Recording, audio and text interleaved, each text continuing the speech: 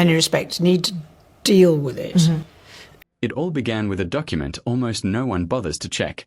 A property record from Wiltshire, just a single page long, carrying 2 names near the bottom.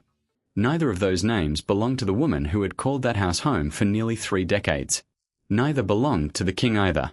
And before you ask the obvious question, I'm going to save that answer for later because it only makes sense once you understand what the property was worth, who financed it, and who never discovered what happened to it afterward. Stay with me. This story takes 2 sharp turns, and the second one leaves the deepest mark. If you're interested in stories where official documents reveal the truth long before anyone else does, take a moment to subscribe because these are exactly the kinds of stories that tend to be quietly rewritten later. Watch until the end because everything comes down to one final page. By the time we are done, you'll know what was hidden inside that file. You'll know which names appeared on the records and which name quietly disappeared from them. And you'll understand why Anne, of all people, drove down a quiet Wiltshire road on an ordinary weekday and sat across a kitchen table from a woman who wasn't expecting what came next. To understand it, we need to go back. Not to a palace. Not to Buckingham. Not even to Windsor. It begins in the window of an estate agency in 1996. Back then, Camilla held no royal title. There was nothing royal about her position at all. She was a divorced woman approaching her late 40s, raising 2 grown children, carrying a name the newspapers loved to attack, and holding a divorce settlement that gave her a chance to start over. Her separation from Andrew Parker Bowles had been finalized the previous year. The headlines had already run. The jokes had already been told. The photographers were already waiting outside family homes hoping to catch another unflattering picture. And then, in 1996, she bought a house. Official records show the purchase price was £850,000 for a Georgian property near Lecoq in Wiltshire known as Raymill House. 6 bedrooms. A walled garden. A long private driveway. And gates set so far back from the road that cameras couldn't easily reach the front entrance. She purchased it in her own name, using her own money. No trust. No company. No complicated ownership structure. Just her name. And for years, everyone who wrote about that house used the same description. Hers. Hold on to that word. Because later, everything changes. There is a version of this story where that house is the entire point. And honestly, for many years, it was. But there is another name that has to enter this story now, because without her, none of this makes sense. Diana. Everyone watching already knows that. In 1996, Diana was still alive. Still walking into rooms and instantly becoming the center of every camera. Still, in the eyes of much of Britain, the woman people believed had been wronged. While Camilla was settling into a quiet home hidden behind long gates and tall hedges, Diana was appearing on the cover of nearly every magazine in the country. That contrast became part of the story itself. One woman could barely buy a loaf of bread without photographers following her. The other purchased a 6-bedroom property in Wiltshire and almost nobody paid attention. Then came the summer of 1997. And in a single night, everything changed. The shape of the royal family changed. Public opinion changed. And the woman living behind those Wiltshire gates understood immediately that life had become far more complicated. For a long period afterward, she remained largely out of sight. No public appearances. No unnecessary attention. No need for anyone to tell her what the country was thinking. She already knew. The gates stayed closed. The house did exactly what it was meant to do. It protected her. And the years passed. That is where the paperwork starts becoming important. Don't worry, I'm not about to give you a lesson in property law. The principle is simple. In Britain, ownership of a property is recorded on a public register. Anyone can request a copy. The document tells you who owns the property and, in many cases, whether a mortgage exists against it. That's it. A straightforward system designed to prevent confusion about who owns what. And for a family surrounded by castles, estates, and historic properties, a privately owned house with a single private owner is actually something unusual. Because unlike many royal assets, a private property can be sold, transferred, inherited, passed directly to children. That is why the page matters. Not because paper itself is important, but because that page decides where a house goes when its owner is gone. In 2005, Camilla married Charles. The house remained hers. Years later, when Charles became king, the house remained hers. Even after becoming queen, the house remained hers. Think about that for a moment. The royal family has a way of absorbing everything around it. Schedules become royal schedules. Relationships become royal relationships. Lives become tied to the institution. Yet through the wedding, the accession, and the coronation, one house in Wiltshire remained outside that system. Still carrying her name. Still carrying nobody else's. For years, royal commentators described it the same way. Her retreat. Her refuge. Her escape. The one place where she could simply be herself. But another question kept appearing. A property like that doesn't remain completely separate by accident. Not once someone becomes queen. Someone has to approve things. Someone has to manage costs. Someone has to handle maintenance. Someone has to ensure the bills are paid.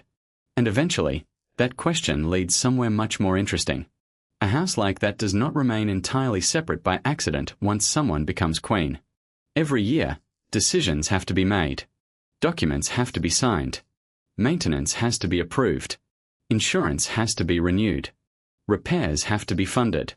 And the money has to come from somewhere.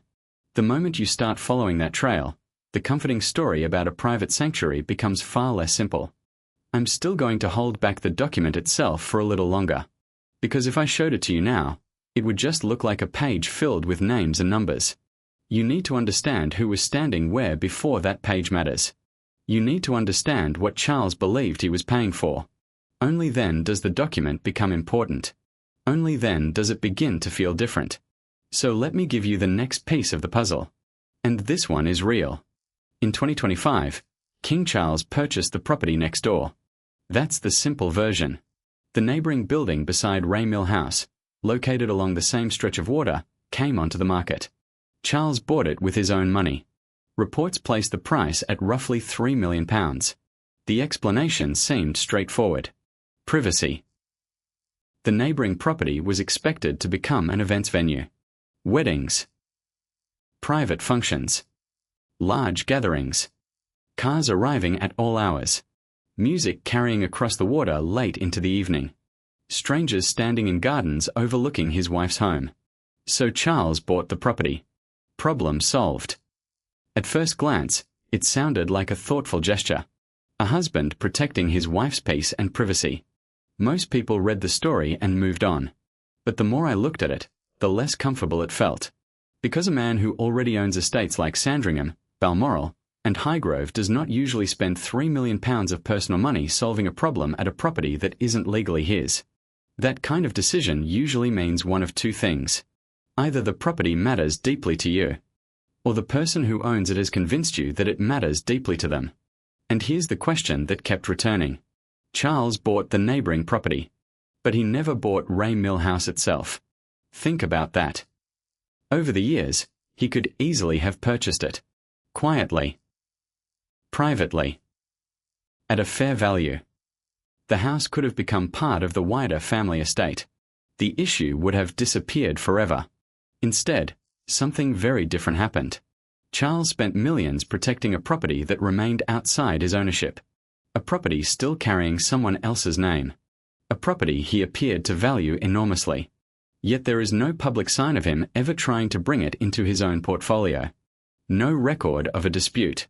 No report of an offer. No evidence of a disagreement. Nothing. For nearly 20 years, the property remained outside the normal arrangements surrounding royal assets. And apparently nobody asked why. That was the first crack. Then came the second. At some point, the ownership records changed. The registry page for Ray Mill House no longer displayed Camilla's name. Instead, it showed two different names. Neither belonged to Charles. One belonged to a member of her extended family. The other belonged to a financial professional with no royal connection at all. The understanding was that both individuals were acting on behalf of her children. Tom and Laura.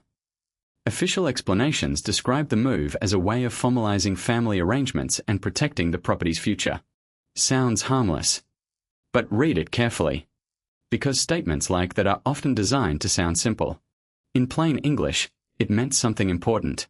The house Camilla bought with her own money in 1996 was no longer legally registered in her name. On paper, ownership had already moved elsewhere. And that changed everything. The explanation sounded perfectly reasonable. The house would remain private. The family would maintain control. Everything would continue exactly as before. But there was one detail nobody could ignore. The house she purchased after her divorce. The house she had always called her own. The house that represented independence during some of the hardest years of her life. No longer carried her name on the ownership records. Instead, it sat under the names of people acting on behalf of her children. She still lived there. She still walked the grounds. She still treated it as home. Nothing appeared different from the outside. Yet legally, the situation had changed completely. On paper, ownership had already moved beyond her. And once that happened, another question immediately appeared. Someone had to tell the king. Surely they did. After all, this wasn't a minor change. This involved a property he had spent years protecting. A property he had recently spent millions safeguarding. A property deeply connected to his personal life. Someone must have informed him. At least, that's what most people would assume. The problem is that there is no clear evidence showing exactly when that conversation happened. No official statement. No confirmed account. No public explanation. All we really have is the timeline. And sometimes a timeline says more than any statement ever could. Look at it closely. Charles spends around £3 million protecting the neighbouring property. At almost the same time, ownership arrangements are being reorganised so that Ray Millhouse effectively belongs to Camilla's children. Both things can be true at once. Both actions can be completely legal. Both can be perfectly innocent. But there is another possibility. A man can also spend a fortune protecting something he no longer has any claim to. That's where the story turns again. Because this wasn't only about property. For William, it touched something much deeper. To understand why, you have to go back to Diana. The final years of Diana's life were filled with decisions being made around her rather than with her. Documents. Agreements. Arrangements. Conversations happening behind closed doors. People discussing her future while she wasn't present. Her title. Her security. Her position. Everything was managed. Everything was organized. Everything was explained afterward. And William watched all of it. As a teenager. As a son. As someone standing in the middle of events he couldn't control. That experience left a mark. People who have worked closely with him often describe the same habit. He reads documents himself. He checks details himself. He wants to know who signed what and when. Because he learned very early that paperwork often reveals truths that conversations hide. So when information about a house in Wiltshire eventually reached him, it wasn't about curiosity. It wasn't about his stepmother. It wasn't about real estate. It was about something much more familiar. A question. Was history repeating itself? And once that question appeared, William started looking for answers. Not through rumors. Not through headlines. Through documents. Because documents leave a trail. And trails eventually lead somewhere. The file didn't arrive through gossip or leaks. It reached William the same way countless documents move through large institutions every day. Quietly. Routinely. Without anyone expecting it to become important. Nobody broke into an office. Nobody slipped an envelope under a door. Nobody staged a dramatic reveal. In a household that manages estates, staff, and private properties, paperwork moves constantly between departments. Questions get asked. Reports get filed. Documents get printed. And eventually, those documents land on somebody's desk. That appears to be exactly what happened here. A question reportedly surfaced regarding maintenance responsibilities connected to the Wiltshire property. Another question followed regarding insurance. Then another regarding repairs. Someone needed answers. Someone opened the ownership records.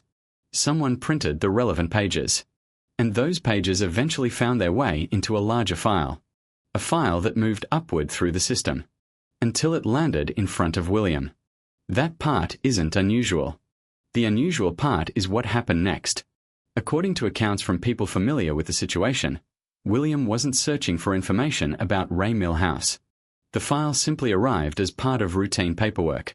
The kind of paperwork most people skim through in minutes. He opened it, started reading, and then stopped. Because two names appeared on the page, and neither of them belonged to Camilla. Neither belonged to Charles either. He looked again, then looked a third time. The names didn't change. The implications didn't change either. Here was a property his father had recently spent millions helping to protect. A property deeply connected to family life. A property everyone still associated with Camilla. Yet legally, ownership sat elsewhere. For many people, that might have been the end of the story. For William, it was only the beginning. People who know him often describe the same pattern whenever something doesn't make sense. He becomes quieter, more careful, more focused. He doesn't react immediately. He asks for more documents. And that's exactly what happened. The next records began arriving. Not just one page. Not just 1 year. Years of paperwork. Invoices. Maintenance records. Insurance renewals. Property expenses. Repairs. Fence replacements. Roof work. Heating systems. Garden improvements. Routine costs spread across many years. Nothing dramatic on their own. Nothing that would ever make headlines. But together, they told a larger story. Again and again, expenses connected to the property appeared in the records. Again and again, arrangements continued without interruption. Again and again, paperwork moved through the system. Yet according to reports, very little of it was ever placed directly in front of the king.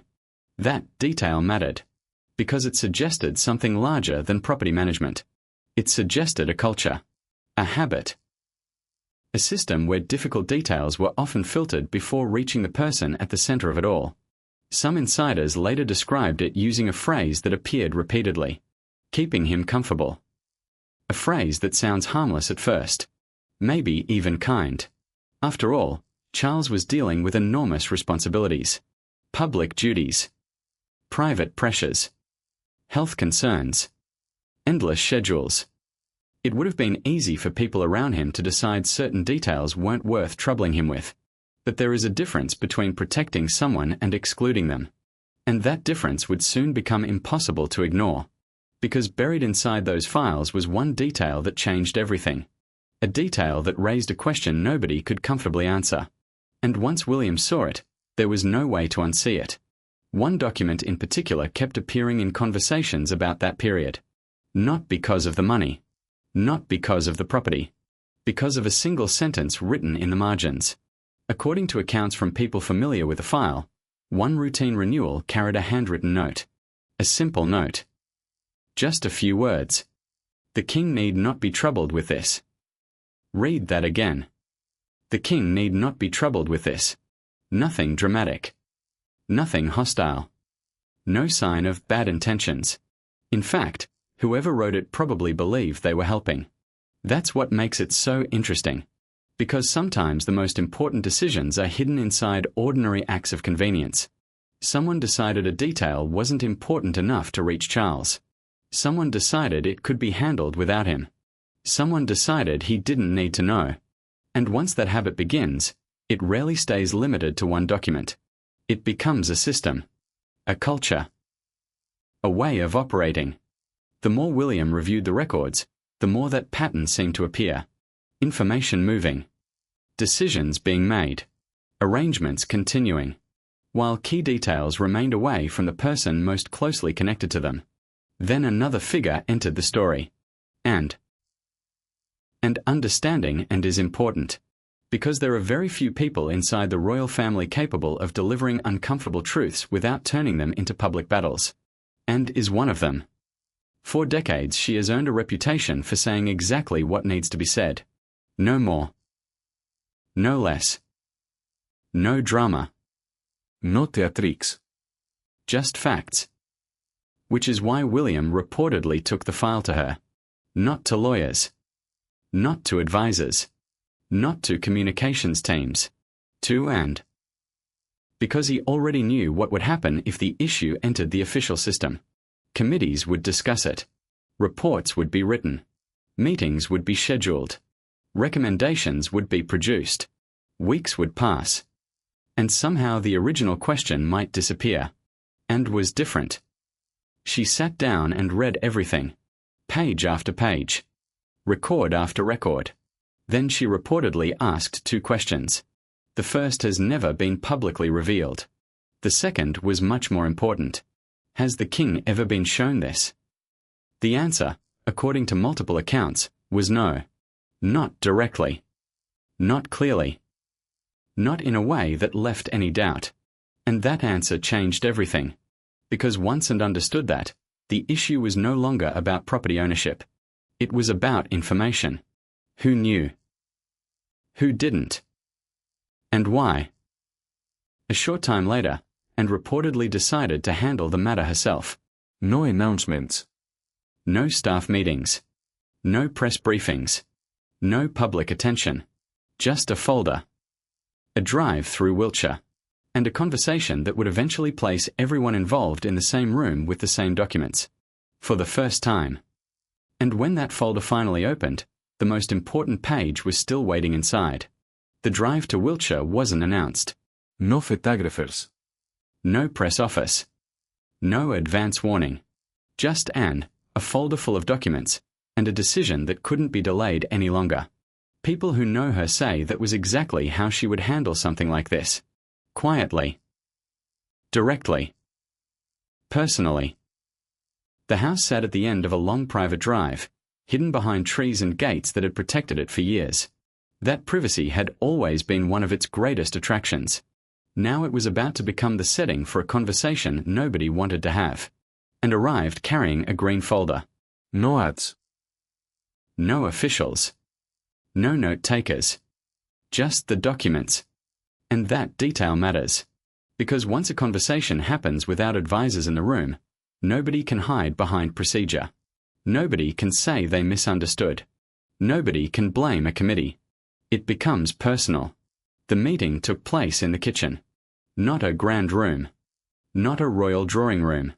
Not a formal office. Just a comfortable kitchen that had witnessed years of ordinary family life. According to accounts of the meeting, and didn't open the folder immediately. She talked first. Asked a few routine questions. Let the silence settle. Then finally placed the folder on the table. And opened it. The first document was the ownership page. A single sheet. 2 names. Neither of them Camilla's. And reportedly turned the page around and placed her finger on the section where one particular name no longer appeared. To her credit, Camilla didn't deny the change. She didn't claim ignorance. She didn't pretend it was a mistake. Instead, she explained that everything had been handled properly. Lawyers had overseen it. The arrangements were legal. The purpose was straightforward.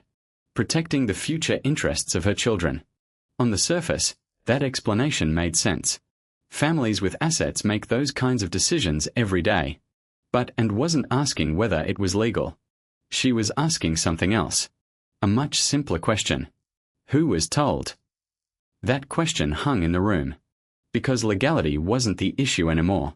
Transparency was. Then came the second set of documents. Years of maintenance records. Repair costs. Insurance renewals. Property expenses. Pages showing money continuing to flow toward a house whose ownership arrangements had already begun changing. Roof repairs. Garden walls. Fencing. Heating systems. Ordinary expenses. Yet together they painted a larger picture. A picture that became harder to ignore with every page. Camilla reportedly gave an answer that many people in her position might have given. She said something remarkably simple. He never asked. And perhaps that was true. Perhaps Charles never did ask. Perhaps he trusted the people around him. Perhaps he assumed important matters would be brought to his attention if necessary. But Anne's response cut directly to the heart of the issue. Because there is a difference between someone not asking and someone actually knowing. Then came the final document. The one page that changed the entire conversation. The one page sitting at the bottom of the folder. And once it appeared on the table, the room reportedly became very quiet. The final page was different from everything that came before it. No maintenance records. No invoices. No repair schedules. Just a dated document showing exactly when the ownership arrangements had been put into motion. Signed. Witnessed. Official. And sitting clearly at the top of the page was a date. That date mattered. Because it came before something else. Before the neighbouring property was purchased. Before the £3 million was spent. Before Charles wrote the cheque that would later become the centre of so many questions. Think about that for a moment. The ownership arrangements had already begun. The paperwork had already been prepared. The transfer process had already been set in motion. Yet afterward, Charles still spent millions protecting the surrounding area. Millions preserving the privacy and value of a property that was already moving beyond the ownership structure he believed existed. That was the moment everything suddenly looked different. Not illegal. Not scandalous. Just different. The sequence of events changed the entire picture. Because timing tells stories that explanations sometimes cannot. And reportedly looked at the date. Then looked back across the table. And asked the question nobody had asked clearly enough before. Was he ever told? Not eventually. Not indirectly. Not assumed to know. Actually told. The answer that followed reportedly left the room silent. Because there was no clear moment anyone could point to. No documented conversation. No confirmed meeting. No evidence that someone had ever sat Charles down and explained the full situation before the money was spent. And that realization shifted the conversation entirely. The issue was no longer ownership. The issue was communication. Camilla didn't deny wanting to protect her children. In many ways, that part was understandable. Her children were not members of the royal family. They held no royal titles. No royal estates. No royal inheritance. No constitutional role. Unlike William and Catherine's children, their future would never be tied to the crown. From her perspective, securing something for them may have felt like common sense. Perhaps even responsibility. And that's why this story became more complicated than people expected. Because motivations and consequences are often two different things. One decision can be understandable and still create problems. One decision can be legal and still leave difficult questions behind. By the time Anne left the house that day, the folder was closed. But the issue wasn't. Because there was still one person who needed to see those documents. One person who hadn't been part of that conversation. One person whose name kept appearing at the center of every page. Charles. And before long, Anne would be sitting across from her brother with the same folder in front of him. For the first time. With nowhere left for the paperwork to hide. Charles didn't react the way headlines would later suggest. No shouting. No dramatic confrontation. No public scene. People familiar with the event say Anne met with her brother privately and placed the same folder in front of him. No advisors. No press staff. No officials. Just the documents. And the facts. Charles reportedly began reading from the beginning. Page by page. Slowly. Carefully. The ownership records. The payment history. The dates. The signatures. The sequence of events. Then he reached the page that mattered most. The dated document showing when the ownership arrangements had begun. Witnesses later suggested he read that page more than once. Not because it was complicated.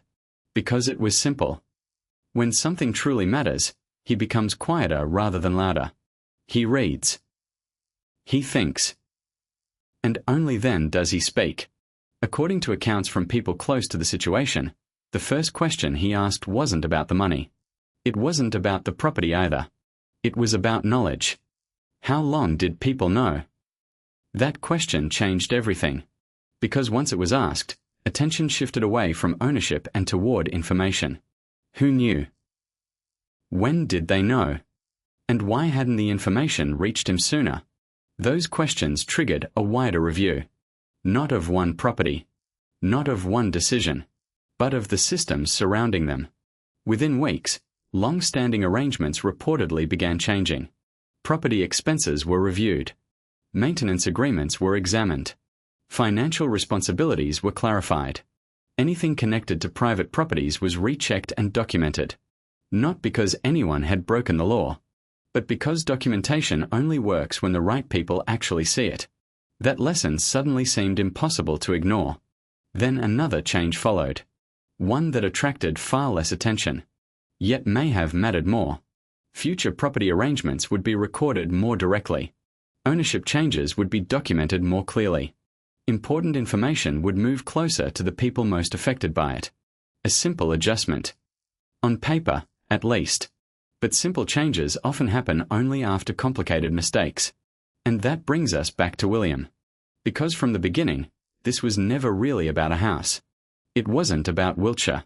It wasn't even about money. It was about something he had spent most of his life watching. People making decisions for someone else. People deciding what another person needed to know. People handling the paperwork while assuming the details could wait. That was the pattern he believed he had found. And once he saw it, he wasn't willing to ignore it. The property may have started the story, but trust became the real issue. And trust, once questioned, has a way of changing everything that follows. This wasn't really a story about a house. Not in the end. The house was simply the thing that exposed everything else. A page. A date. A signature.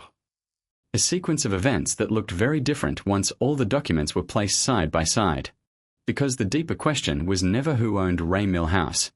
The deeper question was whether the people closest to the king had decided what he needed to know and what he didn't. That question lingered long after the folder was closed. And according to those familiar with the aftermath, it led to one final change. A new rule. Simple. Quiet. But important. Major property decisions connected to members of the family would no longer move through informal channels. Ownership changes. Financial obligations. Private arrangements. Everything would be recorded clearly. Dated. Documented. And placed directly in front of the people affected by them. No assumptions. No filters. No shortcuts. Just the paperwork. Exactly as it was. For William, that may have been the real objective from the beginning. Not punishment. Not embarrassment. Not revenge. Transparency. Because he had spent most of his life watching what happens when important information arrives too late. And he had no intention of watching it happen again. The irony is that nobody truly lost the house. Camilla still lived there. Still walked the grounds. Still called it home. The walls didn't move. The gardens didn't change. The gates still opened every morning. Life continued almost exactly as before, yet functioned the same, while legally becoming something entirely different. That was the lesson hidden inside those documents. The lesson and recognized immediately. The lesson William refused to ignore. And perhaps the lesson Charles finally saw for himself when the folder was placed in front of him. In the end, no public battle followed. No dramatic royal statement. No explosive interview. Just a series of quiet changes happening behind palace walls. The kind of changes that rarely make headlines but often matter the most. Because in families, institutions, and even monarchies, trust is built on information. And once people begin deciding what someone else should or shouldn't know, trust becomes fragile. Maybe that's why this story stayed with so many people. Not because of titles. Not because of money. Not because of property, but because almost everyone has seen some version of it before. A parent protected from details. A decision made on someone's behalf. A document signed without a full conversation. A truth discovered later than it should have been. Those stories exist in every family. This one just happened to involve a king. And it all started with a single page that almost nobody would have looked at twice.